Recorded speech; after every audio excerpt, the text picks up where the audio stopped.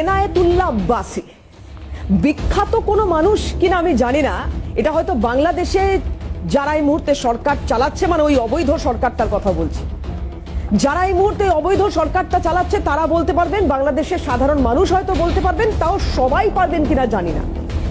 আমাকেই 10 বার কাগজ দেখতে হচ্ছে যে এই ভদ্রলোক বলবো কিনা জানি না। যাই হোক, এই ব্যক্তিটি কে? এনায়েতুল্লাহ আব্বাসী।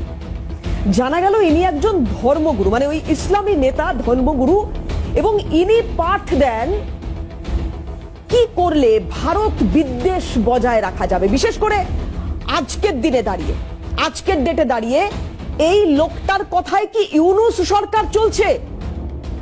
মাহফুজ আলমের কথা বলেছি, বারবার হাল্লা বলে তুলেছি, তার ফেসবুক পোস্ট দেখিয়েছি, তার ছবি দেখিয়েছি। সে নাকি এই মুহূর্তে ইউনূস সরকারের অন্যতম উপদেষ্টা। আর এই এনায়েতুল্লাহ আব্বাসী কে? এর কথায় এত গুরুত্ব ইউনূস সরকার কেন দিচ্ছে? কারণ অনেকগুলো প্রশ্ন, যার উত্তর খুঁজছি আমরা, কিন্তু জানি না।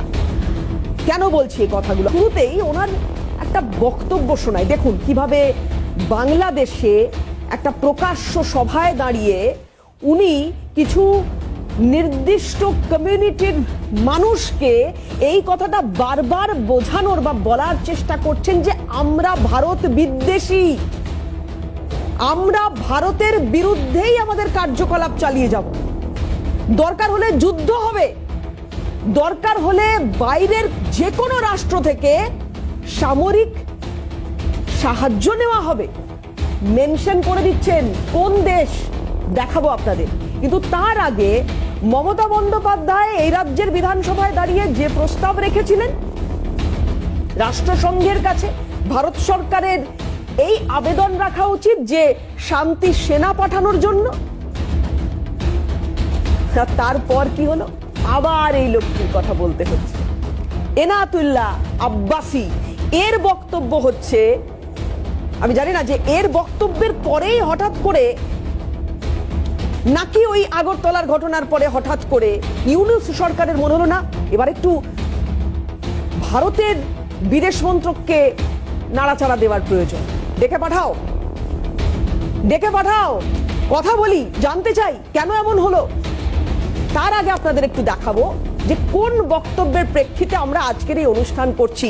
এই এনায়েতুল্লাহ আব্বাসী কেন মনে হচ্ছে যে বাংলাদেশ যুদ্ধ চাইছে। প্রথমে একটু শোনাই আপনাদের, দুটো ভাগে এনার বক্তব্য শোনাবো। প্রথম ভাগে শোনাবো যে কেন আজকে কথা মনে হচ্ছে যে বাংলাদেশ সরকার হঠাৎ করে ভারতের বিদেশ মন্ত্রকের একজনকে ডেকে পাঠাচ্ছে, এসো কথা বলবো, কিসের প্রেক্ষিতে, কি তার সেই বক্তব্য। দেখুন, সমস্ত হিন্দুস্তানের সৈন্য এক জায়গায় করলেও 14 কোটি মুসলমান 28 কোটি হাতে যদি গজারির লাঠি নেয়, আল্লাহ দিনের কালেমা দিল্লির লাল কেল্লায় উড়িয়ে দেওয়া হবে।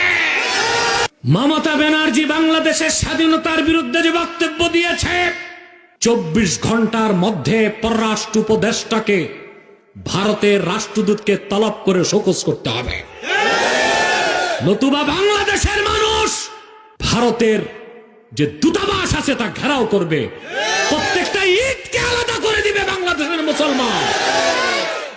মজবুত থাকুন, আলেম ওলামার ডাক দিলেই ঝাঁপিয়ে পড়বেন ইনশাআল্লাহ। একটা স্বাধীন দেশে ভারতের প্রধানমন্ত্রীকে সে দেশেরই কোন এক মুখ্যমন্ত্রী যদি বলে শান্তিরক্ষী বাহিনী পাঠাতে, তাহলে বোঝা যায় তারা আমাদের স্বাধীনতায় হস্তক্ষেপ করতে চায়। তাহলে এই ব্যক্তির এইরকম একটি বিতর্কিত মন্তব্য, তারপরেই কি তলব করা হলো, তারপরে কি এই তলব এলো সামনে। এবার যদি এটা হয়ে থাকে, মানে ইউনূস সরকার, ইউনূসের মতো একটা অবৈধ সরকার এই মুহূর্তে বাংলাদেশে যে সরকারটা চলছে, সেই সরকার যদি এই এনায়েতুল্লাহ আব্বাসীর কথায় চলতে পারে, যদি এটা হয়ে থাকে, তাহলে তো তার পরের 3টে উপদেশ এই লোকটা দিচ্ছে। ভাবুন, 3টে উপদেশ বাংলাদেশ সরকারকে দিচ্ছে। কি বলবো আর, যুদ্ধ ঘোষণা ছাড়া কি বলবো আর? দেখুন আপনারা বিচার করে কি কি 3টে উপদেশ। আর যদি মানে ইউনূস সরকার, তাহলে ভারত ছেড়ে কথা বলবেন। দেখুন কি বলছেন। সরকারকে 3টা পরামর্শ দিব, যে 3টা নীতি তারা বাস্তবায়ন করে হিন্দুস্তান বাংলাদেশের নাম শুনলে হরে রাম করতে করতে পানি খাবে। প্রথম নীতি, ভারতের বাংলাদেশের পাশে হচ্ছে শিলিগুড়ি করিডোর, চিকেন নেক বলা হয়। লালমনিরহাট একটা এয়ারপোর্ট আছে, ব্রিটিশ আমলে 1931 সালে করা হয়েছিল। এই এয়ারপোর্টটা বন্ধ। আমি সরকারকে বলবো, লালমনিরহাটের সেই এয়ারপোর্ট থেকে মাত্র 12 কিলোমিটার দূরে চিকেন নেক। আমি বলবো বর্তমান সরকারকে, আপনারা বাংলাদেশ বিমান বাহিনীকে সেখানে ঘাঁটি করে দিন। তার মাত্র 3 মিনিটের মাথায় ওই এয়ারপোর্ট থেকে বাংলাদেশ যারা এয়ারফোর্স তারা চিকেন নেককে কেটে দিলে, আঘাত করলে ভারত থেকে 7 সিস্টার আলাদা হয়ে যাবে। ভারত কখনো বাংলাদেশের দিকে তাকাবার সাহস পাবে না। 2, ভারতের চিরশত্রু চায়নার সাথে আমি বলবো বর্তমান সরকারকে সামরিক চুক্তি করতে। 3, সমস্ত আমদানি রপ্তানি বন্ধ করে বাংলাদেশের উচিত অন্য কোন রাষ্ট্র, অন্য যে রাষ্ট্রগুলো আছে তাদের সাথে বাণিজ্য চুক্তি করা। এই 3টা নীতি যদি বর্তমান সরকার বাস্তবায়ন করতে পারে, ভারত চোখ তুলে তাকাবি তো দূরে থাক, বাংলাদেশের নাম শুনলে ও পানি খাবে। ভারতের প্রধানমন্ত্রী নরেন্দ্র মোদী।